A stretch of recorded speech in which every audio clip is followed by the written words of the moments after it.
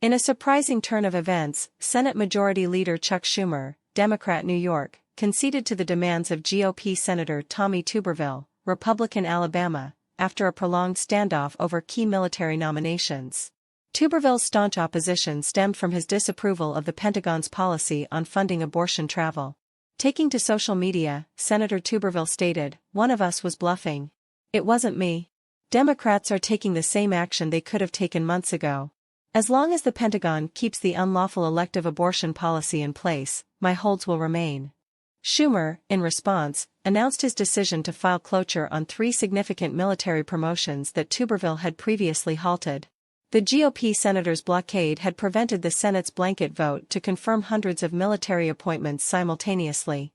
In Schumer's address on Wednesday, he expressed his frustration, saying, "We cannot, we should not, allow that to be the case. So I have just filed cloture on the chairman of the Joint Chiefs of Staff, the Commandant of the Marine Corps, and the Army Chief of Staff.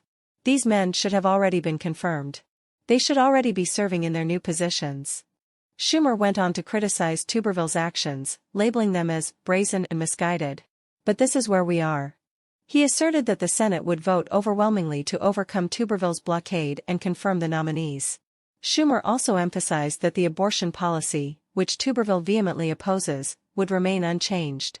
Despite Schumer's strong words, the underlying message was clear: the Senate Majority Leader had yielded to the pressure exerted by Senator Tuberville. Schumer concluded by expressing hope that Tuberville would not object to the upcoming votes, but warned senators to anticipate votes extending into the weekend if necessary. In turn, Schumer has kick-started Senate voting procedures for the 3 prominent military nominees in an attempt to sidestep Tuberville's extended halt on military advancements and approvals.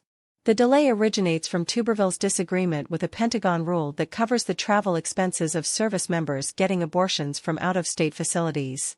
The nominees include Air Force General Charles Q. Brown, proposed as the next chairman of the Joint Chiefs of Staff, General Randy A. Georgia, put forth as the Army's Chief of Staff, and General Eric Smith, slated to be the Marine Corps Commandant. An informed source suggested to CBS that Tuberville is unlikely to oppose these nominations, which is expected to accelerate their approval. Nonetheless, Tuberville has explicitly stated his plan to persistently delay other military nominations. Conventionally, Senate confirmation for military promotions happens collectively with everyone's agreement. If each nominee had to be voted on separately, it might bog down the Senate's legislative work for a lengthy period. This impasse initiated by Tuberville has sparked debates, impacting many military officials and significant military designations.